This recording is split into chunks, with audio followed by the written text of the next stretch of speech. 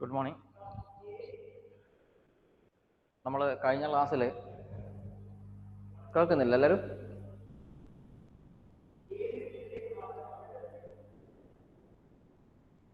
Are you hearing now? Good morning. നമ്മൾ കഴിഞ്ഞ ക്ലാസ്സിൽ ആപ്ലിക്കേഷൻസ് ഓഫ് ജെനറ്റിക്സ് ആണ് പറഞ്ഞത് ലാസ്റ്റിൽ അല്ലേ? Applications of genetics. Applications of ജെനറ്റിക്സിൽ 2 ആപ്ലിക്കേഷനാണ് പഠിക്കാനുള്ളത്. ഒന്ന് ഹ്യൂമൻ ജീനോം പ്രോജക്റ്റ്, രണ്ടാമത്തത് DNA ഫിംഗർ പ്രിന്റിംഗ് എന്ന് പറയുന്ന ടോപ്പിക്. രണ്ടെണ്ണം. അതിലാദ്യം ഹ്യൂമൻ ജീനോം പ്രോജക്റ്റ്. അത് കുറച്ചു നേരം പറഞ്ഞതാണ്, കുറച്ചു നേരം പറഞ്ഞു തന്നിട്ടുണ്ട്. എങ്കിലും ഞാൻ ഒന്ന് ജസ്റ്റ് ഒന്ന് പറയാം. ഇപ്പം നമുക്കറിയാം എല്ലാ ജീവികളുടെയും ശരീരത്തിനകത്ത് DNA ഉണ്ട്. DNA-നകത്ത് ജീൻ എന്ന് പറയുന്ന പാർട്ടുണ്ട്. ആ ജീനാണ് എല്ലാ കാര്യങ്ങളെയും എല്ലാ സ്വഭാവങ്ങളെയും നിയന്ത്രിക്കുന്നത്.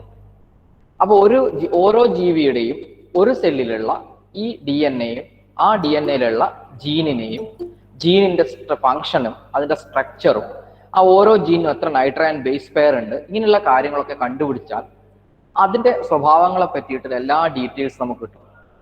ഉദാഹരണത്തിന് മനുഷ്യന്റെ ഹ്യൂമൻ ബീയിങ്സിന്റെ ശരീരത്തിൽ ഒരു സെല്ലിലുള്ള മൊത്തം ജീനിന്റെ എണ്ണം, ആ ഓരോ ജീനിന്റെയും സ്ട്രക്ചർ എന്ന് പറയുമ്പോൾ അതിൽ നൈട്രജൻ ബേസ് ഉള്ളത്, ഏതൊക്കെ നൈട്രജൻ ബേസ് ഉള്ളത് എന്നുള്ള കാര്യം, അത് കൂടാണ്ട് ആ ജീനിന്റെ ഫങ്ഷൻസ്, ഇത്രയും കാര്യങ്ങൾ കണ്ടുപിടിച്ചാൽ നമുക്ക് അതിന്റെ ഓരോ സ്വഭാവങ്ങളുടെയും ഡീറ്റെയിൽസ് നമുക്ക് കിട്ടും.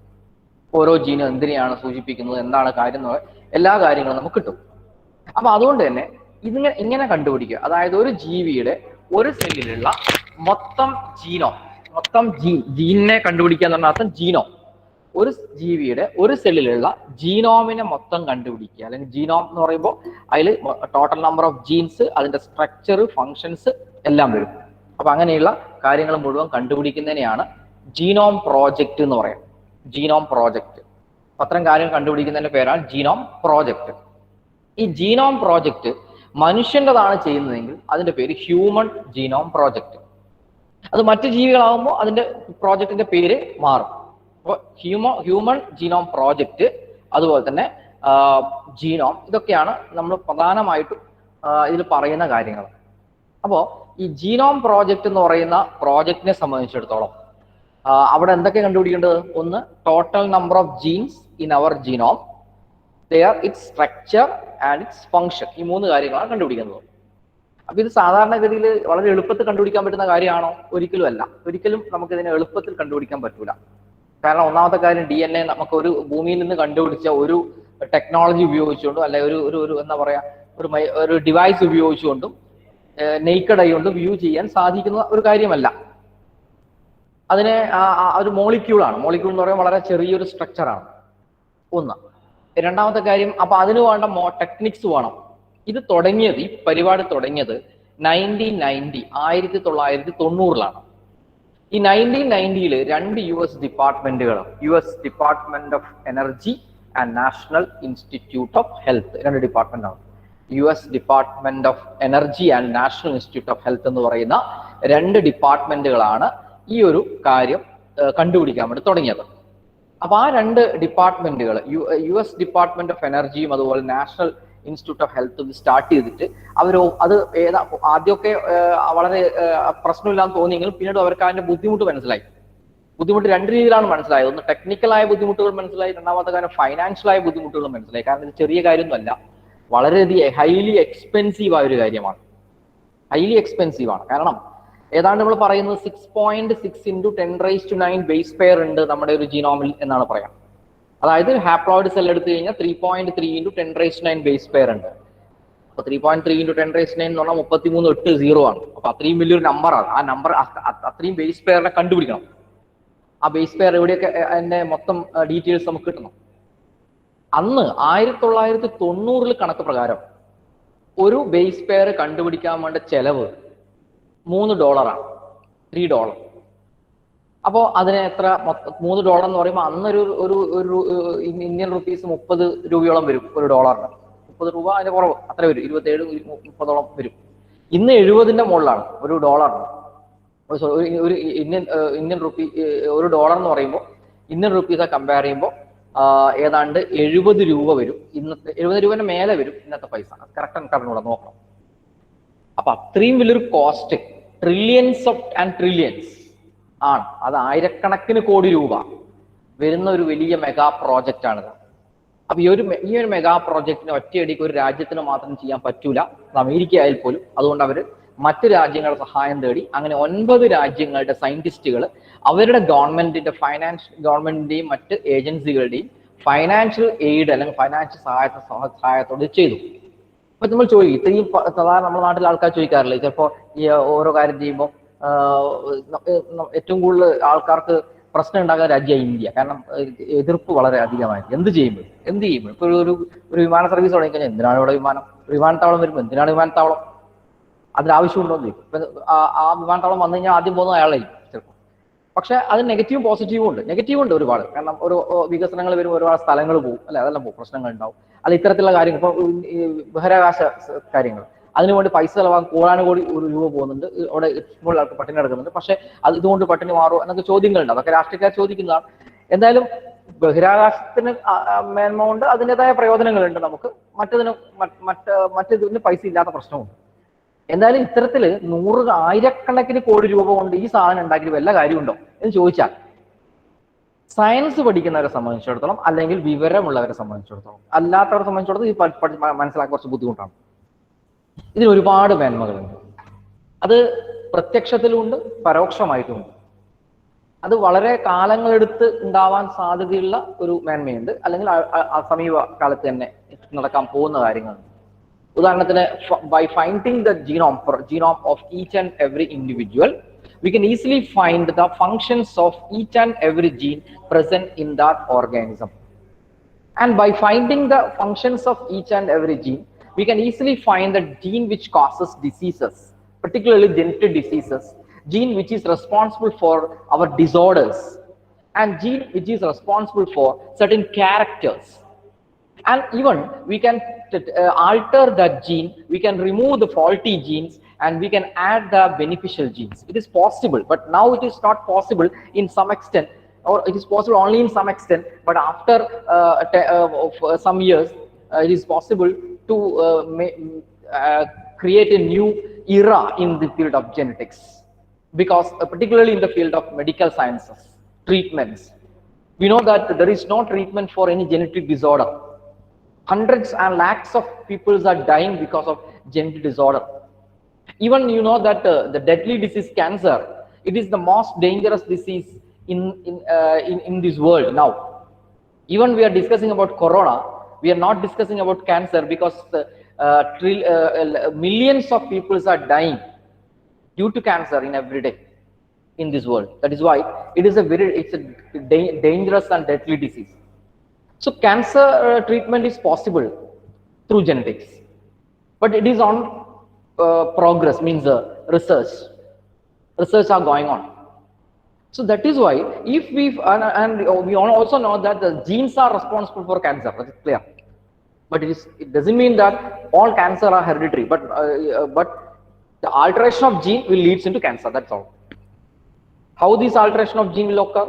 It is because of radiations, it is because of some other hormonal activities, it is because of chemicals, it is because of other physical activities, it is because of any other stress, strain, or the behavioral, or the alcoholic like substances like that, or tobacco like that. So, and because of these materials, this gene will change into tumor. So in the coming days, we can see that this cancer treatment particularly clearly based on genetics, and genetics has a great role in this type of treatments. അപ്പോൾ ഇതാണ് അതിന്റെ പ്രത്യേകത. അതുകൂടാണ്ട് in the case of agricultural field, we want to create a new era by increasing our cultivation, because we know that the field, particularly the paddy field, the wheat field, or any other field for agriculture, are decreasing in its area because of the population increase. The total field, means agricultural fields area is decreasing. But even though it is decreasing, we are getting adequate quantity of food grains. Why? How? It is because we are cultivating such type of crop varieties in which high yielding is there. high yielding area. That is around 20 or 30 years before, we are taking yields from one or two hectares area, and that 2 hectares areas yield now we will get from at least 10-15 cent because of this high yielding crops. പണ്ട് കാലത്ത് 2-3 ഹെക്ടറുകളിൽ കൃഷി ചെയ്ത അതിന്റെ ഉൽപ്പന്നങ്ങൾ yield നമുക്ക് പൊതുവെ ഇപ്പം ഒരു 15-20 സെന്റിൽ കൃഷി ചെയ്താൽ കിട്ടും. അങ്ങനത്തെ ഹൈ yielding വെറൈറ്റി ആണ് ഇപ്പൊ കൊണ്ട്. അതൊക്കെ ഈ ജെനറ്റിക്സിന്റെ അതുപോലെ തന്നെ ഇങ്ങനത്തെ കാര്യങ്ങൾ. അപ്പൊ അതിന്റെ ജീനെ കണ്ടുപിടിച്ച് മാറ്റമൊക്കെ ചെയ്ത് കഴിഞ്ഞാൽ ഇതിനകത്ത് ഇനിയും ഇമ്പ്രൂവ്മെന്റ് ഉണ്ട്. അപ്പൊ അതുകൊണ്ട് ഇതിന്റെ ഒരു വലിയൊരു വാസ്റ്റായ ഒരു കാര്യം ഉണ്ട് ഈ ജിനോം പ്രൊജക്ടിന്. ഇത്രയും വലിയ കണ്ടുപിടിച്ചാൽ തന്നെ ഒരുപക്ഷെ ഇത് ഒരു റവല്യൂഷണറി ആയിട്ടുള്ളൊരു ചേഞ്ച് ആണ് ഈ കാര്യം. അപ്പൊ ഇതെങ്ങനെ ചെയ്യും, ഇതിന്റെ ഗോൾ എന്ന് പറയുന്നത് നമ്മൾ കഴിഞ്ഞ ദിവസം ഡിസ്കസ് ചെയ്തത് 6 ഗോളും അതുപോലെ അതിന്റെ മെത്തഡോളജി, സാലിൻ ഫീച്ചർ, ഇതാണ് നമ്മൾ ബേസിക്കലി പറഞ്ഞതാണ്. ഇപ്പൊ ഗോൾ ഓഫ് HGP എന്ന് പറയുമ്പോൾ അവിടെ പറഞ്ഞ total number of gene to find out the total number of genes and total number of base pair in a genome, then അതുപോലെ തന്നെ to evaluate modern tool for technology to store these data in a computer databases, then to share these data in other related branches of study എന്നൊക്കെ പറഞ്ഞു. അതുപോലെ തന്നെ to face the ethical, legal and social issue, അങ്ങനെ ഒരുപാട് കാര്യങ്ങൾ പറഞ്ഞു. അത് എൻ്റെ ഗോൾ ഓഫ് HGP നിങ്ങൾ ടെക്സ്റ്റ് ബുക്കിൽ കൊടുത്തിരിക്കുന്ന കാര്യം തന്നെയാണ് പറഞ്ഞത്. കഴിഞ്ഞ പറഞ്ഞതാണ്. ഞാൻ ഇത് കാണിച്ചു തരുമ്പോൾ ഒന്നത് കാണിച്ചു തരും ഒന്നുകൂടി. അത് കഴിഞ്ഞിട്ട് നമ്മൾ മെത്തഡോളജി പറഞ്ഞു. മെത്തഡോളജി പറഞ്ഞപ്പോൾ പറഞ്ഞതെന്ന് വെച്ചാൽ 2 ബേസിക് മെത്തേഡുകളെ, ഒന്ന് എക്സ്പ്രസ്ഡ് സീക്വൻസ് ടാഗ് അഥവാ EST മെത്തേഡ്. രണ്ടാമത്തെ മെത്തേഡ് നമ്മൾ പറയുന്നത് സീക്വൻസ് അനോട്ടേഷൻ മെത്തേഡ് എന്നാണ്. Sequence annotation method. അപ്പൊ എക്സ്പ്രസ്ഡ് സീക്വൻസ് ടാഗ് മെത്തേഡ് എന്ന് പറയുന്ന മെത്തേഡ് പ്രകാരം they sequence the whole part of DNA which can transcribe into an RNA. RNA ആയിട്ട് ട്രാൻസ്ക്രൈബ് ചെയ്യാൻ പറ്റുന്ന അല്ലെങ്കിൽ RNA സൂചിപ്പിക്കുന്ന ഭാഗങ്ങളാണ് അവർ സീക്വൻസ് ചെയ്ത്, ബാക്കി ഭാഗം സീക്വൻസ് ചെയ്തില്ല. സീക്വൻസ് അനോട്ടേഷൻ മെത്തേഡിൽ they sequenced in the sequence annotation method they sequence the whole part. They sequence the whole coding and non-coding part, later arrange it based on their function arrange ചെയ്തു. പിന്നെ പറഞ്ഞത് അപ്പൊ 2 മെത്തേഡിന്റെ പേര് പഠിക്കണം. ഒന്ന് EST മെത്തേഡും SA sequence annotation മെത്തേഡും ഈ expressed sequence tag method. പിന്നെ നമ്മൾ പറഞ്ഞത് എങ്ങനെയാ ചെയ്യാം, by make the DNA into fragments. ആദ്യം റെസ്ട്രിക്ഷൻ എൻസൈം ഉപയോഗിച്ചുകൊണ്ട് DNA കുറെ കഷ്ണങ്ങളാക്കാം. Then amplify the DNA fragments by using suitable vectors like BAC and YAC, bacterial artificial chromosome, yeast artificial chromosome. ഇത് രണ്ടും ഉപയോഗിച്ചുകൊണ്ട് പ്രധാനമായിട്ടും കുറെ ഇതിനെ മുഴുവൻ കുറെ BAC YAC പോലുള്ള ആർട്ടിഫിഷ്യൽ ക്രോമസോം ഉപയോഗിച്ചുകൊണ്ട് ഇതിനെ എന്ത് ചെയ്യണം, ആംപ്ലിഫൈ ചെയ്യണം. അതിനുശേഷം ആംപ്ലിഫൈ ചെയ്തതിന് ശേഷം അടുത്ത ചെയ്യേണ്ട കാര്യം എന്ന് വെച്ചാൽ ഇതിനകത്ത് ഏറ്റവും പ്രധാനപ്പെട്ട ഒരു കാര്യമാണ് അടുത്തത്. അതായത് ഈ ഒരു BAC YAC ഒക്കെ ഉപയോഗിച്ച് ആംപ്ലിഫൈ ചെയ്യുന്നു. അതേപോലെ തന്നെ ഏറ്റവും പ്രധാനപ്പെട്ട ഒരു കാര്യമാണ് ഇതിനെ ഒരു സാങ്കർ എന്ന് പറയുന്ന ഒരു സയന്റിസ്റ്റ് കണ്ടുപിടിച്ച ഒരു sequencing method, automated DNA sequences എന്ന് പറയുന്ന ഡിവൈസിൽ ഉപയോഗിക്കുന്ന മെത്തേഡ് ഉപയോഗിച്ചുകൊണ്ട് സീക്വൻസ് ചെയ്യുന്നു. അപ്പൊ അതിന് കമ്പ്യൂട്ടർ ജനറേറ്റഡ് പ്രോഗ്രാംസും ഒക്കെ ആവശ്യമുണ്ട്, സൂപ്പർ കമ്പ്യൂട്ടർ ആവശ്യമുണ്ട്. അവിടെ DNA ബേസിന്റെ മേലെയുള്ള ഓവർലാപ്പിംഗ് റീജിയൻസ് ഒക്കെ വെച്ചിട്ട് ഐഡന്റിഫൈ ചെയ്യുന്നതൊക്കെ പറഞ്ഞ ഒരു ഔട്ട്ലൈൻ ആയിട്ട് പറയാം. ഡീറ്റെയിൽസ് ഒന്നും നമ്മൾ പഠിക്കാൻ വേണ്ട ആവശ്യമില്ല. ജസ്റ്റ് നമ്മൾ ഉത്തരം പറയുന്നുണ്ട്. Scientists sequence by using automated DNA sequences which work under the guidelines or under the laws created by സാങ്കർ എന്ന് പറഞ്ഞ ആൾ കണ്ടുപിടിച്ച ലോന്റെ അടിസ്ഥാനത്തിലാണ് അത് വർക്ക് ചെയ്യുന്നത് മാത്രമേ പറഞ്ഞിട്ടുള്ളൂ. അതിനുശേഷം പറഞ്ഞു എങ്ങനെ ഒക്കെ സീക്വൻസ് ചെയ്ത ശേഷം ഏറ്റവും അവസാനമായിട്ട് സീക്വൻസ് ചെയ്ത ക്രോമസോം 1 ആയിരുന്നു. 2006 മെയ് 1 മെയ്യിലാണ് അത് സീക്വൻസ് ചെയ്തത്. അങ്ങനെ ആ സീക്വൻസ് ചെയ്ത ആ ക്രോമസോമിനകത്ത് 2968 ജീൻ ഉണ്ട് എന്നൊക്കെ പറഞ്ഞു നമ്മൾ. ഇതാണ് നമ്മൾ കഴിഞ്ഞ ദിവസം പറഞ്ഞത് സാലിൻ ഫീച്ചർ ഓഫ് HGP. അതിന്റെ ബെനിഫിറ്റ് പറയുന്നത്. നമുക്ക് പ്രസന്റേഷനിലേക്ക് ജസ്റ്റ് ഒന്ന് അടിച്ചു പോവാം. നിങ്ങൾക്ക് സംശയം ഉള്ള കാര്യം ചോദിക്കാം. കാരണം ഇത് സംശയങ്ങൾ ചിലപ്പോൾ മനസ്സിലാക്കാൻ കുറച്ചൊരു ബുദ്ധിമുട്ടുള്ള കാര്യമാണ്. പക്ഷെ അതിൽ പേടിക്കൊന്നും വേണ്ട. കാരണം അതിനകത്ത് ഈ പറയുന്ന കാര്യം അതിനകത്തുള്ള കാര്യം അതുപോലെ പഠിക്കുകയേ വേണ്ടു. വേറൊന്നും അതിനകത്ത് ആവശ്യമില്ല. ഓക്കെ, അതിന്റെ ആവശ്യമില്ല. അപ്പൊ അതുകൊണ്ട് തന്നെ അത് ഡയറക്റ്റ് ആയിട്ട് പഠിക്കേണ്ട കാര്യമേ ഉള്ളൂ. ഓക്കെ, നമുക്ക് നോക്കാം.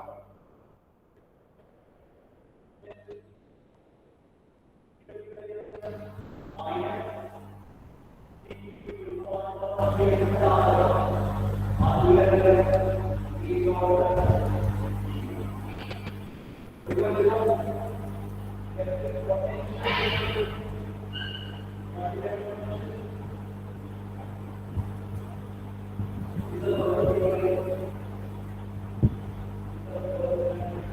നമ്മൾ പറഞ്ഞതാണ് ഹ്യൂമൻ ജീനോം പ്രൊജക്ട്. അത് കഴിഞ്ഞിട്ട് പറഞ്ഞത് ഇതാണ്, ജസ്റ്റ് വായിക്കാം. പറഞ്ഞ കാര്യമാണ്, ചിലർക്ക് ബോറിംഗ് ആകണ്ട, കാരണം ഒരിക്കൽ പഠിച്ചതാണ്, പറഞ്ഞതാണ്. എന്നാൽ 2 പ്രാവശ്യം പഠിച്ചുകൊണ്ട് ചിലപ്പോൾ അത് മനസ്സിലാവുന്നതുകൊണ്ടാണ്. The entire DNA is the haploid set of chromosomes of an organism is called genome. In human genome, DNA is packed in 23 chromosomes. Human genome contains about 3 into 10 raised to 9, 3.3 ആണ് ശരിക്കും. 10 raised to 9 base pair. Human Genome Project 1990 തുടങ്ങി, 2003 അവസാനിച്ചു. Was the first mega project. Then HGP was coordinated by US Department of Energy and the National Institute of Health. ഇതാണ് ഞാൻ തുടക്കത്തിൽ പറഞ്ഞത്, കഴിഞ്ഞ ദിവസം പറഞ്ഞത് ഇത് തന്നെയാണ്. Then അത് കഴിഞ്ഞിട്ട് നെക്സ്റ്റ് എന്താണ് ഗോൾ ഓഫ് HGP? HGP ഉദ്ദേശിക്കുന്നത്, നിർബന്ധമായി പഠിക്കേണ്ട കാര്യം, HGP എന്നാ ഉദ്ദേശിക്കുന്നത്? To identify all the estimated gene in human DNA. അടുത്ത sequencing of 3 billion chemical base pairs of human DNA. Store this information in databases. Improve tool for data analysis. Transfer related technologies to other sectors. Addresses the ethical, legal and social issues that may arise from the project. കഴിഞ്ഞ ദിവസം വളരെ detailed ആയിട്ട് explain ചെയ്തതാണ്. ഈ point നിങ്ങൾ പഠിക്കേണ്ടത്, ഇതിന്റെ detail ആയ കാര്യങ്ങളൊന്നും നിങ്ങൾക്ക് ആവശ്യമില്ല, ടെക്സ്റ്റ് ബുക്കിലും കള്ളിയായിട്ട് കൊടുത്തിട്ടുണ്ട്. 2 മെത്തേഡിലാണ് ഇത് ചെയ്യുന്നത്. ഹ്യൂമൻ ജീനോം പ്രോജക്റ്റ് 2 മെത്തേഡിലാണ്. ഒന്നിന്റെ പേര് എക്സ്പ്രസ്ഡ് സീക്വൻസ് ടാഗ് അഥവാ EST എന്നാണ്. അത് ഉദ്ദേശിക്കുന്നത് focused on identifying all the gene that are expressed as RNA ആയിട്ട് എക്സ്പ്രസ് ചെയ്യുന്ന ജീന്റെ ഭാഗമാണ് ഉദ്ദേശിക്കുന്നത്. All the genes that are expressed as RNA. രണ്ടാമത്തെ method sequence annotation. Sequencing whole set of genome containing all the coding and non-coding sequences and later assigning different regions in the sequence with the function.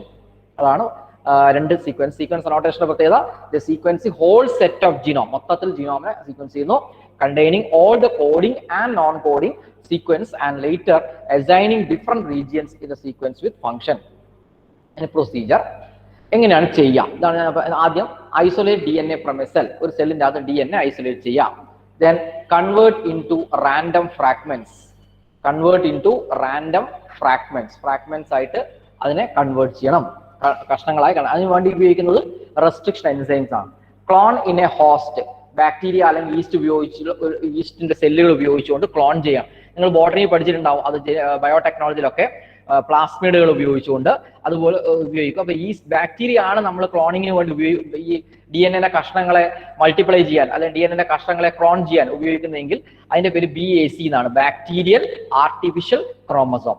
ഇനി അല്ല east ആണ് ഈ ക്ലോണിങ്ങിന് വേണ്ടി ഉപയോഗിക്കുന്നതെങ്കിൽ അതിന്റെ പേര് YAC എന്നാണ്, ഈസ്റ്റ് ആർട്ടിഫിഷ്യൽ ക്രോമസോം. അതിനുശേഷം sequencing of fragments using automated DNA sequencers using Frederick Sanger method. Then arrange the sequence based on overlapping region.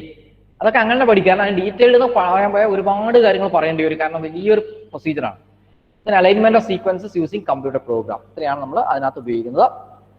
ഇതാണ് അതിന്റെ ടെക്നിക്സ് പറയുന്നത്, സൂപ്പർ കമ്പ്യൂട്ടറുകൾ ഉപയോഗിച്ച ടെക്നിക്സ് ആണ്. ഇനി ഇതാണ് സാങ്കർ എന്ന് പറഞ്ഞ മനുഷ്യൻ.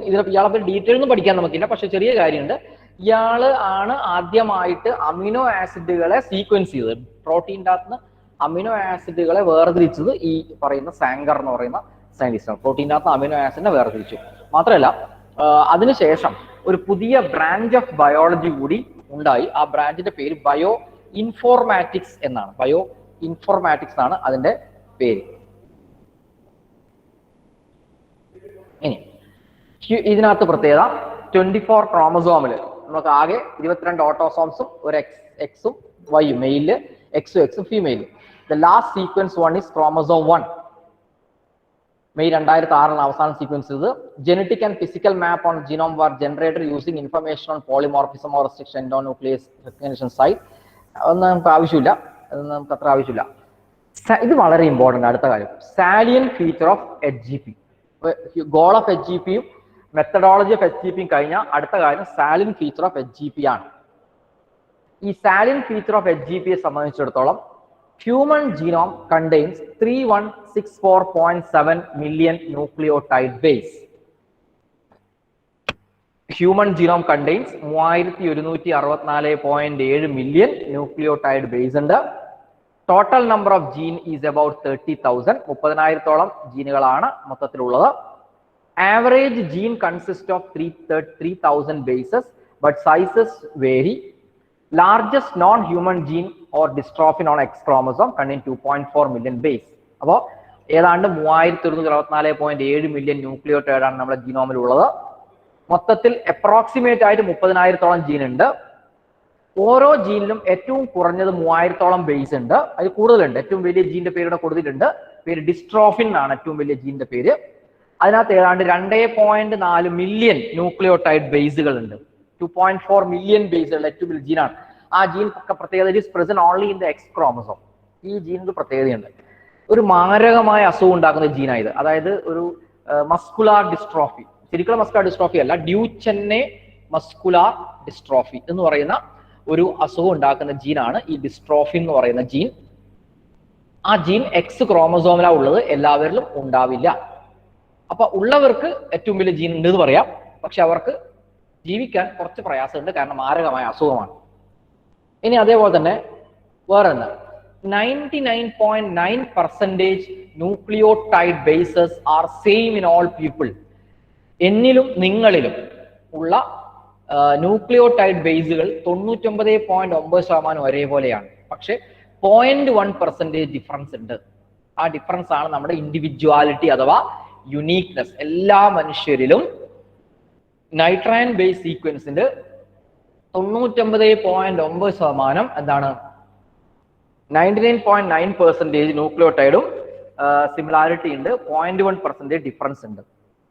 Then functions of over 50% of discovered genes. Functions of over 50% of discovered genes are unknown. ഇത്രയൊക്കെ ആയിട്ടും ഈ കണ്ടുപിടിച്ച ജീനിന്റെ 50% ഈ ഫങ്ഷൻസ് ഇന്നും അറിയില്ല. കണ്ടുപിടിച്ച ജീനിന്റെ 50% ഫങ്ഷൻ ഇന്നും അറിയില്ല. ക്രോമസോം 1 ഹാസ് മോസ്റ്റ്, ഏറ്റവും കൂടുതൽ ജീന് കാണുന്ന ക്രോമസോം നമ്പർ 1 ആണ്, 2968, and Y has the fewest, 231. Y ക്രോമസോമിലാണ് ഏറ്റവും കുറവ് ജീൻ കാണുന്നത്, ആകെ 231. Less than 2% of the genome code for protein. Less than 2% of the genome code for protein. 2% ജീൻ പ്രോട്ടീനെ കോഡ് ചെയ്യുന്നു എന്നതാണ് കാര്യം. ഇനി എട്ടാമത്തെ, a very large portion of human genome is made of repeated or repetitive sequences. These are structures of DNA sequences that are repeated many times. They have no direct coding function. They shed light on chromosome structure, dynamics and evolution. ഒരു DNA മേലെയുള്ള ബഹുഭൂരിഭാഗം പാർട്ടും പ്രത്യേകിച്ച് ഒരു ഫംഗ്ഷനും ഇല്ലാത്ത, ഒരു കാര്യത്തെയും നിയന്ത്രിക്കാത്ത, ഒരു ഉപയോഗവും ഇല്ലാത്ത ഭാഗങ്ങളാണ്. അവയാണ് നമ്മൾ നോൺ കോഡിംഗ് റീജിയൻസ് എന്ന് പറയാ. അതായത് അവ കുറെ സമയത്ത് റിപ്പീറ്റ് ചെയ്തുകൊണ്ടിരിക്കുന്നത് കാണാൻ പറ്റും. അതുകൊണ്ട് ഇവർ റിപ്പീറ്റഡ് സീക്വൻസസ് കാണാൻ പറ്റും. നിങ്ങൾ അതിൻ്റെതായിട്ട് താഴെ ഒരു കാര്യം കൊടുത്തിട്ടുണ്ട്. ആ GATA എന്ന് പറയുന്ന ആ ഒരു നോൺ കോഡിംഗ് സീക്വൻസ് റിപ്പീറ്റ് ചെയ്തതായിട്ട് കാണാം. ഒന്നിൽ 8 പ്രാവശ്യം, മറ്റത് 9 പ്രാവശ്യം, മറ്റൊന്നിൽ 10 പ്രാവശ്യം ഒക്കെ റിപ്പീറ്റ് ചെയ്തതായിട്ട് കാണാം. അതിനാണ് റിപ്പീറ്റേറ്റീവ് സീക്വൻസ്, റിപ്പീറ്റ് DNA. ഇത് നമുക്ക് വളരെ അത്യാവശ്യം എവിടെയാണെന്ന് വെച്ചാൽ DNA ഫിംഗർ പ്രിന്റിങ്ങിൽ അനിവാര്യമായ കാര്യമാണ്. പക്ഷെ സ്വഭാവത്തിൽ ഒരു കാര്യം ഇതിനകത്തില്ല. സ്വഭാവത്തെ നിയന്ത്രിക്കാത്തൊരു കാര്യമാണ് ഈ റിപ്പീറ്റഡ് ആയ ഭാഗം. എന്നാൽ മറ്റു കാര്യങ്ങൾ വളരെ ഇമ്പോർട്ടൻ്റ് ആയ കാര്യമാണ്. About 1.4 million locations have single base DNA differences. They are called SNP. 1.4 million locations have single base DNA differences. They are called SNP, single nucleotide polymorphism or SNPs. Single nucleotide polymorphism or SNIPS, SNPs. This helps to find chromosomal locations for disease-associated sequences and tracing human history. This helps to find chromosomal locations for disease-associated sequences and tracing human history. അപ്പോൾ അതാണ് അതിൻ്റെ പ്രത്യേകത. അപ്പോൾ ഈ 9 point പഠിക്കണം. ഈ 1.4 million locations ഉണ്ട്. ആ ലൊക്കേഷൻസ് പരസ്പരം വ്യത്യാസപ്പെട്ടിരിക്കുന്നത് ഒരു സിംഗിൾ നൈട്രജൻ ബേസ് ഡിഫറൻസിലാണ്. ഇപ്പൊ നിങ്ങൾ ഇതിനകത്ത് ഒരു പ്രത്യേകതയാണ്, ഇത് ഡയറക്റ്റ് പറഞ്ഞു തരുവാണെങ്കിൽ വളരെ ഈസി ആയിട്ട് മനസ്സിലാക്കാൻ സാധിക്കുമായിരുന്നു കുറച്ചുകൂടി. പക്ഷെ ഇപ്പോൾ ഓൺലൈൻ ആയതുകൊണ്ട് നിങ്ങൾക്ക് ആ പറ്റുന്ന കാര്യങ്ങൾ മനസ്സിലാക്കുക, അത് അതുപോലെ പഠിക്കുക, അത്രയേ ഉള്ളൂ. അതിനെപ്പറ്റി ഡീറ്റെയിൽഡ് ആയ കാര്യം ചോദിക്കില്ല. 9 പോയിന്റാണ് ഇതിനകത്ത്, 9 പോയിന്റാണ്. അതിൽ ഒന്നാമത്തെ പോയിന്റ് എന്ന് പറയുന്നത് നമ്മൾ നേരത്തെ പറഞ്ഞു കഴിഞ്ഞു. അതായത് മൊത്തത്തിൽ ഏതാണ്ട് 3.3 into 10⁻⁹ ബേസ് പെയറുകൾ ഉണ്ട്. അതുപോലെ തന്നെ രണ്ടാമത് കാര്യം പിന്നെ ഏതാണ്ട്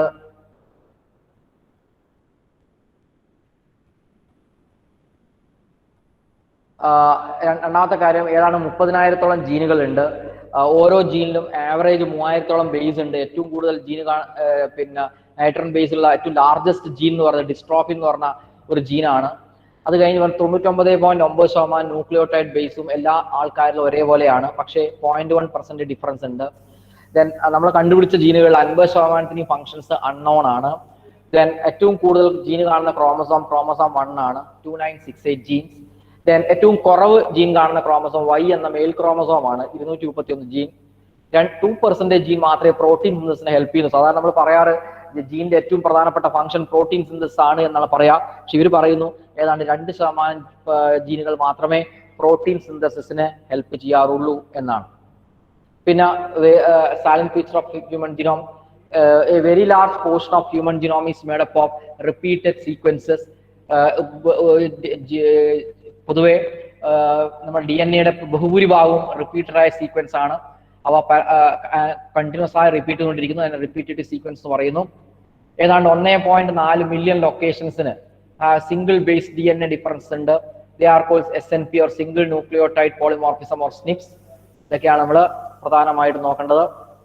അടുത്ത ഭാഗം DNA ഫിംഗർ പ്രിന്റിംഗ് എന്ന് പറഞ്ഞ കാര്യമാണ്.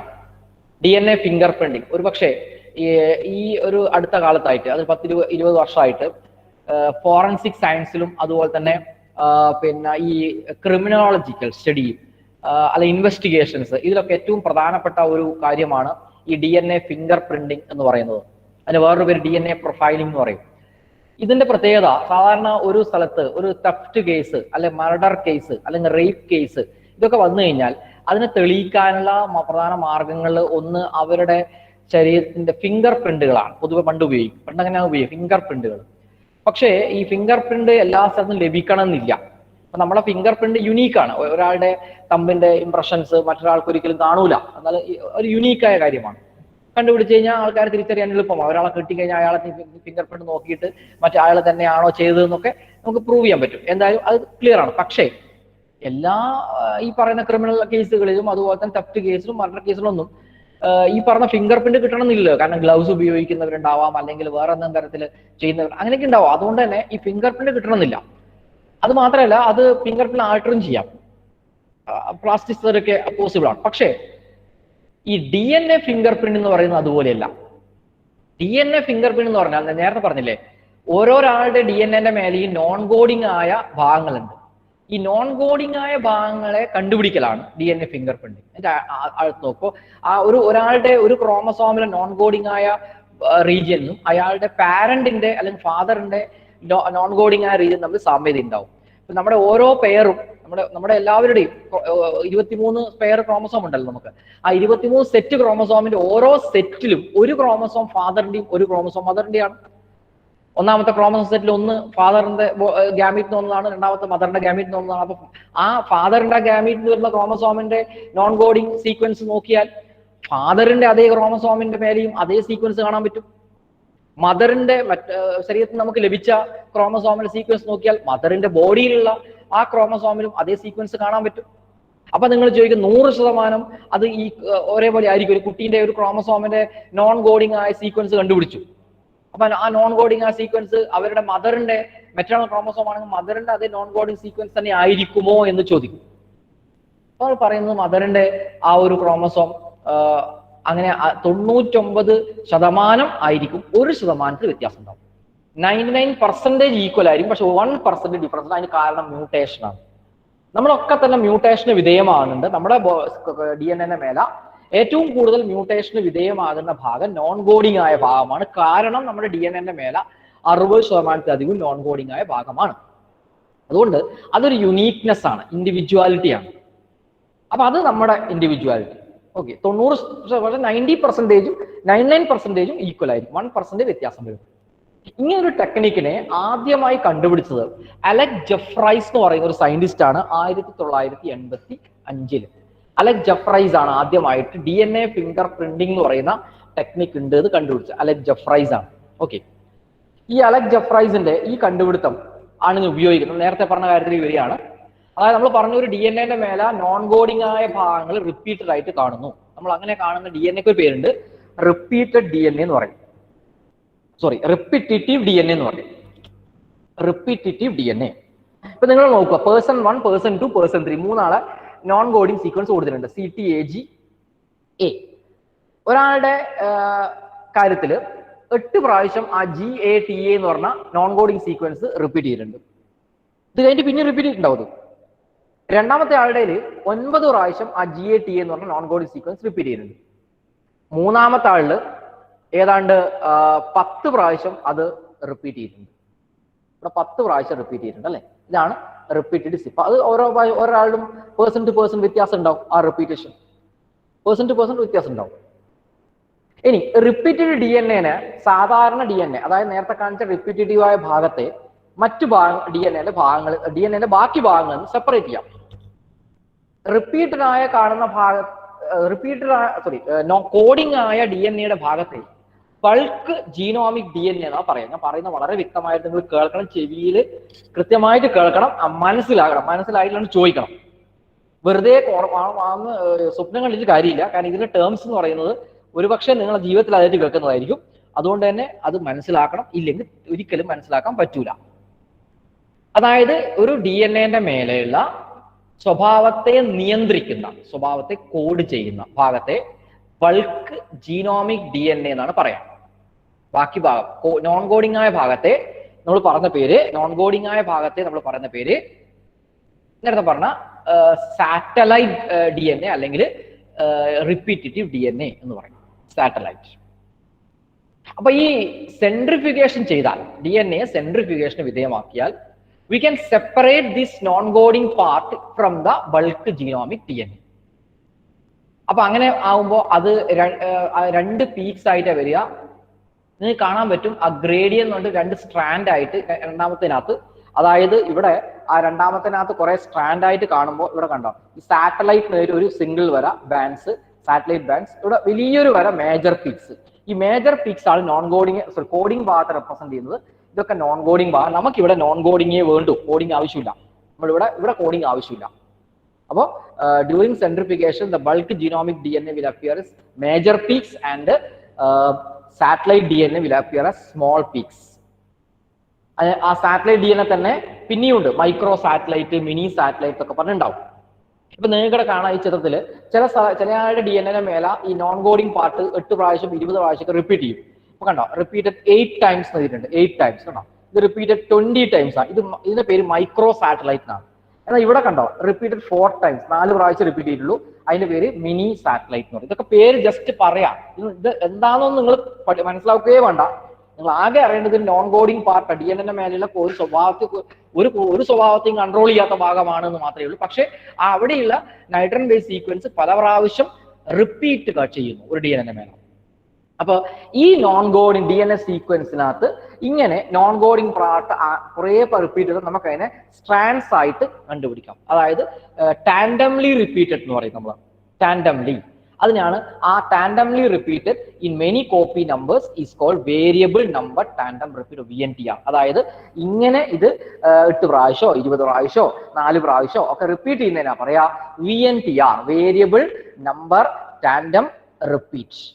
വേരിയബിൾ നമ്പർ ടാൻഡം റിപ്പീറ്റ് പൊതുവെ മിനി സാറ്റലൈറ്റിനകത്ത് DNA കാണാൻ പറ്റും. അതായത് DNA sequence which is tandemly repeated in many copy numbers is called variable number tandem repeat. നമ്മൾ പറയാം DNA sequence which is tandemly repeated in many copy numbers is called variable number tandem. ഇത് കണ്ടുപിടിക്കലാണ് യഥാർത്ഥത്തിൽ DNA finger print എന്ന് പറയാം. ഇത് പക്ഷേ ഈ VNTRന്റെ എന്റെ ബോഡിയിലുള്ള DNA VNTR സീക്വൻസ് ആയിരിക്കും നിങ്ങളുടെ ബോഡിയിൽ ഉണ്ടാവും, വ്യത്യാസങ്ങൾ ഉണ്ടാവും. പക്ഷെ എന്റെ സെല്ലിലുള്ള DNA സീക്വൻസും എന്റെ ഫാദറിന്റെ മദറിന്റെ DNA സീക്വൻസ് VNTR സീക്വൻസ് തമ്മിൽ സാമ്യത ഉണ്ടാവും. നിങ്ങളുടെ പാരന്റ്സും നിങ്ങളും തമ്മിലും അതേ സാമ്യത കാണാൻ പറ്റും. ഓക്കെ, അപ്പോൾ ഓരോരാളും അങ്ങനെ ഉണ്ടാവാം. ഇപ്പൊ ഉദാഹരണത്തിന് ഇവിടെ കൊടുത്തിട്ടുണ്ട്, നമ്മുടെ ഒരു പെയർ ക്രോമസോമിന്റെ ഒരു ക്രോമസോം പെയറിലെ VNTR സീക്വൻസ് ആയത് കണ്ടോ, പെറ്റേണൽ മെറ്റേണൽ, പാരന്റിന്റെ ഫാദറിന്റെ മദറിന്റെ, ഫാദറിനകത്ത് കുറെ പ്രാവശ്യം മദർ കുറവാണ്. ഓക്കെ, ഇതാണ് അതിന്റെ പ്രത്യേകത. In a person, copy number varies in such each chromosome. Two allele or paternal maternal chromosome also contain different copy number of VNDR. VNDR is specific from person to person. The size of VNDR varies from 0.1 to 20 kilobase. Kilobase on 1000 base. 1 kilo 1000. 20,000. Of 0.1 to 20,000 kilobase. Any difference in the nucleotide sequence observed in a population is called DNA polymer. അത് ഞാൻ നേരത്തെ നിങ്ങൾ സൂചിപ്പിച്ചു.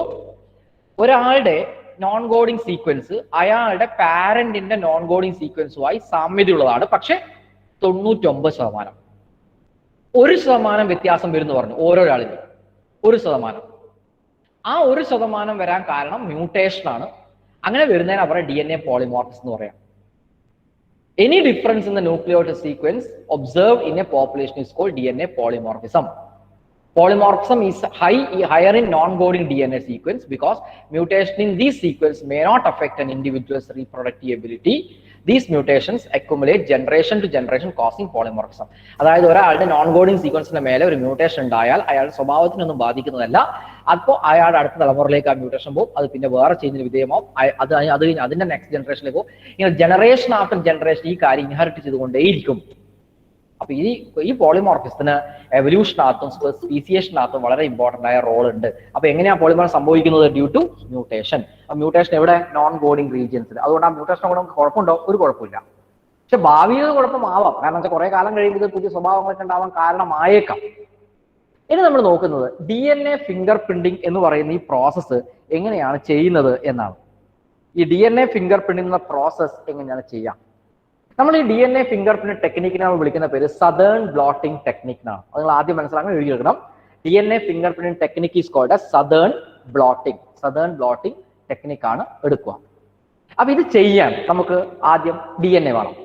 എവിടെ നിന്നാണ് നമുക്ക് DNA കിട്ടുക? ഇപ്പൊ ഒരു theft case, murder case, rape case, അങ്ങനെയൊക്കെ കേസ് വരുമ്പോൾ അവിടെ DNA കിട്ടുന്നത് ഒന്നുകിൽ ബ്ലഡ് സ്റ്റെയിൻ കിട്ടാം, രക്തക്കറകൾ കിട്ടാം, അല്ലെങ്കിൽ മുടി, ഹെയർ കിട്ടാം. ഇനി റേപ്പ് കേസ് ഒക്കെ സെമൻ കിട്ടാം, അവിടെ സ്പേം ഉണ്ടാവും, സലൈവ, ഉമിനീരുണ്ടാവും, അവിടെ സ്ക്വാമോസ് ലെപ്പിറ്റൽ സെൽ ഉണ്ടാവും, ചിലപ്പോൾ അസ്ഥികൾ കിട്ടും. അത് ഫോസിൽ സ്റ്റഡിക്ക് അസ്ഥികൾ കിട്ടും, സെൽ ബോൺ. അധികവും കിട്ടുന്നത് ഈ ബ്ലഡോ ഹെയറോ ഒക്കെ ആയിരിക്കും, സലൈവയൊക്കെ ആയിരിക്കും. അതിനെ ലബോറട്ടറിയിൽ എടുത്തു കഴിഞ്ഞാൽ ഇതിനകത്ത് സെല്ലുകൾ ഐസൊലേറ്റ് ചെയ്യാം. സെല്ലുകൾ ഐസൊലേറ്റ് ചെയ്തിട്ട് ആ ഐസൊലേറ്റ് ചെയ്ത സെല്ലിന്റെ അകത്ത് DNA ഐസൊലേറ്റ് ചെയ്യാം. DNA വേർതിരിക്കണം സെൻട്രിഫിക്കേഷനിലൂടെ. അപ്പോൾ പൊതുവെ from any cell, blood stain, semen, saliva, hair root, bone, skin, ഇതൊക്കെ മതി ഒരു സദേൺ ബ്ലോട്ടിംഗ് ചെയ്യാൻ. ഓക്കെ. അപ്പം ഇനി അത് രണ്ടാമത്തെ പോയിന്റ് ഡൈജഷൻ ഓഫ് DNA. നമുക്കിങ്ങനെ കിട്ടിയ DNA ചെറിയ ചെറിയ കഷ്ണങ്ങളാക്കി മാറ്റുക by using restriction endonuclease enzyme. Restriction endonuclease enzyme ഉപയോഗിച്ചുകൊണ്ട് ചെറിയ കഷ്ണങ്ങളാക്കുക. ആ കഷ്ണങ്ങളെ, മൂന്നാമത്തെ സ്റ്റെപ്പ്, ആ കഷ്ണങ്ങളെ ജെൽ ഇലക്ട്രോഫോറോസിസ് എന്ന് പറഞ്ഞ ടെക്നിക് ഉപയോഗിച്ചുകൊണ്ട് അതിനെ അറേഞ്ച് ചെയ്യാം. ശരിക്കും പറഞ്ഞാൽ പുതിയ സിലബസ് പ്രകാരം നിങ്ങൾക്ക് ലേബൽ ചെയ്ത് കൊടുക്കേണ്ട കാര്യമാണ്, ഡെമോൺസ്ട്രേറ്റ് ചെയ്യുന്ന കാര്യമാണ്. പക്ഷെ ഇപ്പം 2 വർഷമായി അങ്ങനെ ചെയ്യണമെന്ന് പറഞ്ഞിട്ട് പക്ഷെ ഇതൊരു കാര്യം ചെയ്യാറില്ല ലേബല്. ഇക്കൊല്ലം പിന്നെ പ്രാക്ടിക്കലേ ഇല്ല. അപ്പോൾ എന്താണെന്നുള്ള കാര്യം ഇതുവരെ ഒരു കാര്യം വന്നിട്ടില്ല, അതുകൊണ്ട് പറയാൻ പറ്റില്ല. എന്തായാലും ഇങ്ങനെയുള്ള ഒരു ജെൽ ഇലക്ട്രോഫോറോസിസിലൂടെ ഇതിനെ കടത്തിവിടണം. ജെൽ ഇലക്ട്രോഫോറോസിസ്, അതായത് ശരിക്കും എഗർ മീഡിയത്തിലൂടെ ചെറിയ തോതിൽ കറണ്ട് കടത്തി വിട്ടിട്ട് പോകുന്ന പരിപാടി ജെൽ ഇലക്ട്രോഫോറോസിസിലൂടെ ചെയ്യണം. Then treat the DNA fragments with alkali solution to denature DNA bond in the gel into single strand. അങ്ങനെ നോക്കാം.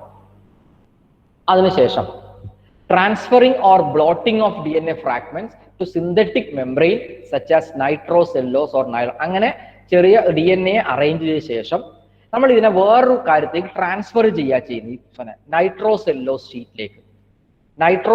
ഷീറ്റിലേക്ക് സിന്തറ്റിക് മെംബ്രെയിൻ ആണ്, ആ നൈലോണിന്റെ സിന്തറ്റിക് മെംബ്രെയിൻ ആണ് അതിലേക്ക് ട്രാൻസ്ഫർ ചെയ്യുന്നത്. അതെങ്ങനെയാ ചെയ്യുന്നത് വെച്ചിട്ട് പേപ്പർ ടവലും നൈട്രോസെൽ ഇതൊക്കെ നമ്മൾ എങ്ങനെയാ ചെയ്യുന്നത് ആവശ്യമില്ല. എന്നാൽ അതിന്റെ ചിത്രം കൂടെ കൊടുത്തിട്ടുണ്ട്. ഇലക്ട്രോഫോറസിസ് ചെയ്തു, അതിനുശേഷം സദേൺ ബ്ലോട്ടിങ്ങിന് വിധേയമാക്കാൻ പോവുകയാണ്. അപ്പൊ അതിന് നൈട്രോസെല്ലോ ഷീറ്റ് എടുത്തു, ആ ഷീറ്റിന്റെ മേലേക്ക് ഈ അഗർ മീഡിയം വെച്ചു. ഇനി അതിനകത്ത് DNA ഫ്രാഗ്മെന്റ്സ് നമ്മൾ മാറ്റും. അത് ഹൈബ്രിഡൈസേഷൻ ആണ്. അതായത് നമ്മൾ ലബോറട്ടറിയിൽ കുറെ DNA ഫ്രാഗ്മെന്റ്സ് നമ്മൾ കളക്ട് ചെയ്തിട്ടുണ്ട്. ഓൾറെഡി കിട്ടിയ സൈറ്റിന്റെ അകത്ത് എടുത്ത DNA ഫ്രാഗ്മെന്റ്സിന് പുറമെ ലബോറട്ടറിയിൽ തന്നെ നമ്മൾ പ്രിപ്പയർ ചെയ്യുന്നത് DNA ഫ്രാഗ്മെന്റ്സ് ഉണ്ടാക്കുന്നത് ആർട്ടിഫിഷ്യൽ ഒന്നുമല്ല, സെല്ലിന്റെ അകത്ത് ഉണ്ടാക്കിയതാണ്. അതിന്റെ കൂടെ ചില റേഡിയോ ആക്റ്റീവ് ഐസോട്ടോപ്പുകൾ കടത്തിവിട്ടിട്ടുണ്ട്, മീഡിയത്തിലുണ്ട്. അപ്പൊ ആ DNA ഫ്രാഗ്മെന്റ്സിന്റെ മേലെ റേഡിയോ ആക്ടിവിറ്റി ഉണ്ട്. അങ്ങനെയുള്ള ആ radio active VNTR probe DNA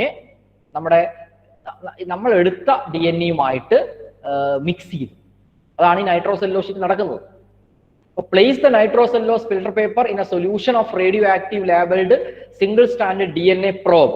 DNA probe bind with the complementary sequence of the DNA fragment on the membrane to form a hybridized gene. അപ്പോൾ ആ ഫ്രാഗ്മെന്റ്സ് നമ്മൾ എടുത്ത DNA കഷ്ണങ്ങളുമായിട്ട് പെയറിംഗ് നടക്കും, പെയർ ചെയ്യും. അപ്പൊ നമ്മൾ ആദ്യം നോക്കുക, ആദ്യം നമുക്ക് ഏത് ഒരു സ്ഥലത്ത് നിന്ന് കിട്ടിയ സെല്ലിന്റെ അകത്ത് DNA ഐസൊലേറ്റ് ചെയ്തു. അതിനുശേഷം DNA ചെറിയ ചെറിയ കഷ്ണങ്ങളാക്കി. പിന്നെ അഗറോസ് ജെൽ ഇലക്ട്രോഫോറോസിസ് ഉപയോഗിച്ച് DNA അറേഞ്ച് ചെയ്തു. അതിനുശേഷം അതിനെ നൈട്രോസെല്ലോ ഷീറ്റിന്റെ മേലെ ലേബൽ ചെയ്യിച്ചു. അതിനുശേഷം ഹൈബ്രിഡൈസേഷൻ എന്ന് പറയുമ്പോൾ പ്രധാനമായിട്ടും ഈ നൈട്രോസെല്ലോ ഷീറ്റ് ഒരു റേഡിയോ ആക്റ്റീവ് ഫിൽട്ടർ സൊല്യൂഷനിലേക്ക് എടുത്തു. അവിടെ DNA ഫ്രാഗ്മെന്റ്സ് ഉണ്ട്. Then these VNTR radio active VNTR DNA probe DNAs will pair with the collected DNA fragments. അതാണ് ഹൈബ്രിഡൈസേഷൻ എന്ന് പറയാം. അതിനുശേഷം detection by hybridised DNA by auto radiography, അതിലൂടെ റേഡിയേഷൻ, അതായത് എക്സ്റേ കടത്തിവിടുക. ഈ എക്സ്റേ കടത്തിവിടുമ്പോൾ മൈക്രോ എക്സ്റേ ആണ്.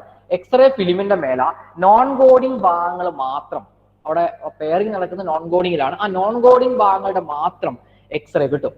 Auto radio give the image of the form dark and light bands called DNA fingerprint. ആ നോൺ കോഡിംഗ് സീക്വൻസ് മാത്രം അവിടെ പോകും ഡാർക്ക് ലൈറ്റ് ബാൻഡ് രൂപത്തിൽ. ഡാർക്ക് ബാൻഡ് നോൺ കോഡിംഗ് ആണ്, ലൈറ്റ് ബാൻഡ് കോഡിംഗ് ആയ ഭാഗമാണ്. അപ്പൊ അത് അതിന്റെ കാര്യങ്ങൾ കിട്ടും. അത് ആണ് നമ്മുടെ എക്സ്റേ, അതാണ് നമ്മുടെ DNA ഫിംഗർ പ്രിന്റ്. ഇതിപ്പോ നമുക്ക് കിട്ടിയ ആ സെല്ലിലെ ഒരു ക്രോമസോമിന്റെ DNA, ഒരു ക്രോമസോമിലെ DNA-യുടെ ഫിംഗർ പ്രിന്റ് എടുത്തു. അതേപോലെ വേറൊരു റാൻഡം ആയിട്ട് ഇപ്പൊ ഒരു മനുഷ്യന്റെ മുടിയ കിട്ടിയെങ്കിൽ ആ മുടിയിലുള്ള സെല്ലിലുള്ള ഒന്നാമത്തെ ക്രോമസോമിന്റെ ഫിംഗർ പ്രിന്റ് എടുത്തു, നാലാമത്തെ ക്രോമസോമിന്റെ ഫിംഗർ പ്രിന്റ് എടുത്തു, എട്ടാമത്തെ ക്രോമസോമിന്റെ ഫിംഗർ പ്രിന്റ് എടുത്തു, 12ാമത്തെ ക്രോമസോം, അങ്ങനെ 4 ക്രോമസോം, 1, 4, 8, 12 അങ്ങനെ എടുത്തു വെച്ചോ. അതേപോലെ ഇപ്പം അത് ഒരു മർഡർ കേസാന്ന് വെച്ചോ. അപ്പോൾ ഒരു പ്രതിനെ കിട്ടിയിട്ടുണ്ട്. പ്രതിനെ കിട്ടിക്കഴിഞ്ഞാൽ ഇയാൾ തന്നെയാണോ ഇത് ചെയ്തതെന്ന് പ്രൂവ് ചെയ്യാൻ പറ്റും, വേറെ തെളിവൊന്നും ഇല്ലെങ്കിൽ. അതായത് അയാളുടെ സെല്ല് എടുക്കുക, അയാളുടെ 1ാമത്തെ ക്രോമസോം DNA ഫിംഗർ പ്രിന്റ് എടുക്കുക, 4ാമത്തെ ക്രോമസോം DNA ഫിംഗർ പ്രിന്റ് എടുക്കുക, 8ാമത്തെ ക്രോമസോം DNA ഫിംഗർ പ്രിന്റ് എടുക്കുക, 12ാമത്തെ ക്രോമസോം DNA ഫിംഗർ പ്രിന്റ് എടുക്കുക. ഈ 4 കാര്യവും ഈ പറഞ്ഞ നമ്മൾ സ്ഥലത്ത് നിന്ന് കിട്ടിയ സെല്ലിന്റെ DNA ഫിംഗർ മാച്ച് നോക്കുക. അത് ഒരേപോലെ മാച്ച് ചെയ്യുന്നുണ്ടെങ്കിൽ ഒരു തർക്കവും വേണ്ട, പിന്നെ ഒരു കോടതിയും അയാളെ തള്ളൂല. കാരണം എന്താ വെച്ചാൽ അയാൾ തന്നെയാണ് പ്രതി, കാരണം അയാൾ ശിക്ഷിക്കും, ഉറപ്പ്, വേറെ തെളിവില്ലെങ്കിൽ അയാൾ ശിക്ഷിക്കും. അതാണ് അതിന്റെ പ്രത്യേകത. അപ്പൊ അതുകൊണ്ട് തന്നെ ഇത് വളരെ പ്രധാനപ്പെട്ട ഒരു തെളിവാണ്. പക്ഷെ അതല്ല എങ്കിലോ അത് നിരപരാധിയാണ്, അതല്ലെങ്കിൽ നിരപരാധിയാണ്. ഇതിന് മാത്രമല്ല, പെറ്റേണിറ്റി പ്രൂവ് ചെയ്യാൻ, പിതൃത്വം പ്രൂവ് ചെയ്യാൻ. ഇപ്പൊ ഒരാൾ ഒരു നാട്ടിലിപ്പം പ്രധാനമായി നടക്കുന്നതല്ല, ഇപ്പൊ ഏതെങ്കിലും ഒരാൾ ഒരു സ്ത്രീ പറയുന്നു, ഒരാളൊക്കെ ചൂണ്ടിക്കാണിച്ചിട്ട് ഇയാളാണ് എന്റെ കുട്ടീന്റെ ഫാദർ എന്ന് പറഞ്ഞാൽ ആ കേട്ടയാൾ നെട്ടിപ്പോകും. കാരണം വെച്ചാൽ അയാളല്ല എങ്കിൽ, കാരണം അയാളെ സംബന്ധിച്ചിടത്തോളം അങ്ങനെ അല്ല. ആരോപണമാണെങ്കിൽ സ്വാഭാവികമായിട്ടും അന്നേരം കോടതി പറയും DNA ഫിംഗർ പ്രിന്റ് ചെയ്യാൻ പറയും. ആ കുട്ടീന്റെ സെല്ലിന്റെ ഇതേപോലെ റാൻഡം ആയിട്ട് 2, 3, 4 ക്രോമസോമിന്റെ ഫിംഗർ പ്രിന്റ് എടുക്കും. അയാളുടെയും 2, 3, 4 അത് സെയിം ആയിരിക്കണം. ഇപ്പൊ കുട്ടീന്റെ 1ാമത്തെ ക്രോമസോം എടുത്താൽ അയാളുടെ 1ാമത്തെ ക്രോമസോമിന്റെ ഫിംഗർ പ്രിന്റ് എടുക്കണം. കുട്ടീന്റെ 4ാമത്തെ ക്രോമസോം എടുത്താൽ അയാൾ 4ാമത്തെ ക്രോമസോം ഫിംഗർ പ്രിന്റ് അങ്ങനെ എടുക്കണം. അങ്ങനെ എടുത്തിട്ട് പരസ്പരം മാച്ച് നോക്കും. മാച്ച് നോക്കിക്കഴിഞ്ഞാൽ ഒരേപോലെ ആണെങ്കിൽ സ്വാഭാവികം നമുക്ക് പറയാൻ പറ്റും അത് രണ്ടും ഒരാളാണ്, മീൻസ് അല്ലെങ്കിൽ അയാളുടെ ഫാദർ ആണ് എന്ന് പറയാൻ പറ്റും. അല്ലെങ്കിൽ അല്ല, അത് ക്ലിയർ ആണ്. അപ്പൊ ആ പെറ്റേണിറ്റി പ്രൂവ് ചെയ്യാൻ വേണ്ടിട്ട് മർഡർ കേസ്, തെഫ്റ്റ് കേസ്, ഇത് കൂടാണ്ട് വേറെ ഉണ്ട്. ഇപ്പൊ എവല്യൂഷണറി കാര്യങ്ങളുണ്ട്. ഇപ്പൊ ഒരു നമ്മൾ പറയാറില്ല പലപ്പോഴും റെപ്റ്റൈൽസ്, ഡൈനോസോർസ് റെപ്റ്റൈൽസിലാണ് വരിക, അല്ലെങ്കിൽ റെപ്റ്റൈൽസിന്റെ ആൻസസ്റ്റർ ആണ് ഡൈനോസോർ എന്ന് പറയുന്നത്. ആൾക്കാർ വാക്കാൽ വെറുതെ പ്രാന്തോണ്ട് പറയുന്നതല്ല. അത് ഈ പറഞ്ഞ ഡൈനോസോറിന്റെ ഫോസിലുകളിൽ നിന്ന് കിട്ടിയ DNA ഫിംഗർ പ്രിന്റും അതേപോലെ തന്നെ ഇന്നത്തെ ലിസാർഡ്സിന്റെയും അതുപോലെ തന്നെ ആ റെപ്റ്റൈലിന്റെയും DNA ഫിംഗർ പ്രിന്റ് മാച്ച് നോക്കുമ്പോൾ സിമിലാരിറ്റി കാണുന്നുണ്ട്, കുറെ വ്യത്യാസങ്ങളും ഉണ്ട്. അപ്പൊ ആ ഒരു സിമിലാരിറ്റി വെച്ചിട്ടാണ് പറയുന്നത്. മനുഷ്യൻ കുരങ്ങന്മാരുന്നുണ്ടായി എന്ന് പറയുന്നു. അല്ലെങ്കിൽ കുരങ്ങന്മാരുന്നുണ്ടായി എന്നല്ല, കുരങ്ങന്മാർക്ക് ട്രാൻസ്ഫോർമേഷൻ സംഭവിച്ചിട്ടാണ് ഹ്യൂമൻസ് ഉണ്ടായെന്ന് പറയുമ്പോൾ കുറെ ആൾക്കാർ അതിനെ തിരിച്ചു തള്ളു, കുഴപ്പമില്ല, തിരിച്ചു തള്ളു, പ്രശ്നമില്ല. പക്ഷെ എവല്യൂഷനെ സംബന്ധിച്ചിടത്തോളം സയൻസിൽ വേറൊരു തെളിവ് കിട്ടാത്തിടത്തോളം കാലം അതിനകത്ത് സിമിലാരിറ്റി ഉണ്ട്. ഉണ്ടായോ ഇല്ലയോ എന്നല്ല ഞാൻ പറഞ്ഞത്, സിമിലാരിറ്റി ഉണ്ട്. അതായത് ചിമ്പാൻസിയുടെ DNA ഫിംഗർ പ്രിന്റും മനുഷ്യന്റെ ഹോമോസാപ്പിയൻസ് DNA ഫിംഗർ തമ്മിൽ 99.99% സിമിലാരിറ്റി ഉണ്ട്. അത്രയും ഭയങ്കര സിമിലാരിറ്റി ഉണ്ട്. അപ്പോൾ അതുകൊണ്ട് ചില ലെവലിലാണ് ഐഡന്റിക്കൽ അല്ല, അത് പല രീതിയിലുണ്ട്, ചെയ്യുന്നതിന് പല കാര്യങ്ങളുണ്ട്. എന്നാലും വളരെയധികം സിമിലാരിറ്റി ഉണ്ട് മറ്റു ജീവികളെ അപേക്ഷിച്ച്. അപ്പൊ പറയാൻ പറ്റും അവരുമായിട്ട് ബന്ധമുണ്ട്. അതെങ്ങനെയാ ബന്ധം എന്നൊക്കെ നമ്മൾ പറയാം. ആ ഒരു ജീവജാലങ്ങളുമായിട്ട് മനുഷ്യന് ബന്ധമുണ്ട്. മനുഷ്യന്റെ പല കാര്യവും ബന്ധം. അതുപോലെ മറ്റു ജീവികൾക്ക് ഇപ്പൊ കാറ്റ്, ടൈഗർ, ലയൺ, ഇത് മൂന്നും ഒരേ കാറ്റഗറിയാണെന്ന് പറഞ്ഞാൽ നമ്മൾ കണ്ട ഒരു കാറ്റും ടൈഗറും ഓക്കെ, കാരണം ഒന്ന് വലുതും ചെറുതും. പക്ഷെ മറ്റത് ലയൺ എന്ന് പറയുന്നത് കാണാനേ പറയാം. പക്ഷെ പന്തേര ലിയോ, പന്തേര ടൈഗ്രസ്, അതുപോലെ ആ രണ്ട് വിഭാഗം. പക്ഷെ നമ്മുടെ നാട്ടിലെ കാറ്റ് നമ്മൾ ഫെലിസ് ഡൊമസ്റ്റിക്ക, അത് പറയാം. പക്ഷെ എന്നാലും അതിനെ സിമിലാരിറ്റി ഉണ്ട്. അങ്ങനെ ജീവികളുടെ എവല്യൂഷൻ സീക്വൻസ് കാണാൻ പറ്റും. ഐസൊലേറ്റഡ് ആയ ഇൻഡിവിജ്വൽ, അതായത് ലോകത്തിന്റെ ഏതെങ്കിലും ഭാഗങ്ങളിൽ ഒരു ജീവിയെ കണ്ടെത്തി, ആ ലോകത്തിന്റെ ഏതെങ്കിലും ഭാഗങ്ങളിൽ ഒരു ജീവിയെ കണ്ടെത്തി കഴിഞ്ഞാൽ സ്വാഭാവികമായിട്ടും ആ ജീവിയെ ലോകത്തിന്റെ ഏത് ഭാഗം കണ്ട അത് ലോകത്തിന്റെ ഏത് ഭാഗത്ത് നിന്ന് വരുന്ന ജീവിയാണ്, എന്താണ് എന്നൊക്കെ അറിയാൻ വേണ്ടി സാധിക്കും. ഓക്കെ, ഇതാണ് DNA ഫിംഗർ പ്രിന്റ് എന്ന് പറയുന്നത്. അപ്പോൾ it differ in every one except in monozygotic identical twins. The sensitivity of the technique can be increased by using polymerized chain reaction or PCR. Therefore, DNA from a single cell is enough for DNA fingerprint. ഒരു cell മതി. പിന്നെ ഇതിനകത്ത് just isolation, digestion, separation, transferring, hybridisation, detection, ഇതൊക്കെയാണ്. ഇത് last നിങ്ങൾ പഠിക്കണം. Applications: forensic tool to solve paternity, rape case, murder case. Then for the diagnosis of genetic disease, to determine phylogenetic status of animal, to determine population and genetic diversities. ഇതൊക്കെയാണ് ഈ text ബുക്കിലുണ്ട്. റൂട്ടും കിട്ടും. ഇത്രയാണ് നമ്മൾ ഇതിനകത്ത് പറയുന്ന ടെക്സ്റ്റ് ബുക്കിൽ ഒരു എക്സാമ്പിൾ ആണിത്. മദർ, ചൈൽഡ്, 3 ആള് കൊടുത്തിട്ടുണ്ട്. ഇതിൽ ആരാണ് ഇയാളുടെ ഫാദർ എന്ന് കണ്ടുപിടിക്കുന്നതാണ്. അപ്പൊ അത് നോക്കിയിട്ട് മദറിന്റെ, ചൈൽഡിന്റെ, അതുപോലെ തന്നെ ഫാദർ എന്ന ഡിഫറൻസ് നോക്കിയിട്ട് പറയാൻ പറ്റും. ഫാദർ 1 എന്ന് പറഞ്ഞ ആളാണ്, പേഴ്സൺ 1 എന്ന് പറഞ്ഞ ആളാണ് ഫാദർ കണ്ടുപിടിക്കുക. അപ്പൊ ഇങ്ങനെ ഐഡന്റിഫൈ ചെയ്യാൻ പറ്റും അതിന്. സോ ഇത് ഫോറൻസിക് ടൂളാണ്. ഡയഗ്നോസ്റ്റിക് ജെനറ്റിക് ഡിസീസിനെ ഡയഗ്നോസ് ചെയ്യാൻ പറ്റും. അപ്പൊ അങ്ങനെ ഒരുപാട് പ്രത്യേകതകളുള്ള കാര്യമാണ്. ഇത് ടെക്സ്റ്റ് ബുക്ക് ഡയഗ്രാമാണ്, ടെക്സ്റ്റ് ബുക്കിലുണ്ട്. ഒരാൾ ചെയ്യുന്നത് ഒരു സ്ഥലത്ത് കിട്ടിയ സെല്ലിലെ ക്രോമസോം 7, ക്രോമസോം 2, ക്രോമസോം 16, ആ 3 എണ്ണം ക്രോമസോമിന്റെ പാറ്റേൺ എടുത്തു. അതിനുശേഷം AB 2 പേരുണ്ട്. ആ 2 പേരുടെയും ഫിംഗർ പ്രിന്റ് ഇതേപോലെ 7ാമത്തെയും 2ാമത്തെയും 16ാമത്തെയും ക്രോമസോമിന്റെ ഫിംഗർ പ്രിന്റ് എടുത്തു. മാച്ച് ചെയ്ത് നോക്കി, മനസ്സിലായി B എന്ന് പറഞ്ഞ ആളാണ് ഇതുമായിട്ട് മാച്ച് ചെയ്യുന്നത്. അപ്പോൾ ഇത് ഒരു മർഡർ കേസൊക്കെ ആണെങ്കിൽ അയാളുടേതാണ് എന്ന് പറയാൻ പറ്റും, അങ്ങനെ പറയാൻ പറ്റും. ഇതാണ് ഇതിന്റെ ഒരു പ്രധാനപ്പെട്ട ഒരു പ്രത്യേകത. DNA ഫിംഗർ പ്രിന്റ് ഇത്രയായി കഴിഞ്ഞാൽ DNA ഫിംഗർ പ്രിന്റ് എന്ന് പറയുന്ന കാര്യങ്ങൾ കഴിഞ്ഞു. അപ്പം ഇനി നമുക്ക് അടുത്ത ക്ലാസ്സിൽ ഡിസ്കസ് ചെയ്യാം. ഇനി വേറെ ക്ലാസ് ഉണ്ട്. അടുത്ത ക്ലാസ് അതിന്റെ ക്വസ്റ്റ്യൻസുമായിട്ടാണ് വരിക. Principles inheritance, molecular base of inheritance questions നിങ്ങൾ നല്ലോണം പഠിക്കണം. അത് ഞാൻ അടുത്ത ക്ലാസ്സിൽ ഡിസ്കസ് ചെയ്യും, നിങ്ങൾക്ക് കൂടുതലായി ഡിസ്കസ് ചെയ്യും. അപ്പൊ അതുകൊണ്ട് ഇനി അടുത്ത ക്ലാസ് കാണാം. അപ്പോൾ ഇവിടെ വേറൊരു ക്ലാസ് നടക്കുന്നുണ്ട്, അതുകൊണ്ട് ഇത്രയും ഉണ്ടാവും. Thank you. Thank you, sir. Thank you, sir. Thank you, sir. Thank you, sir.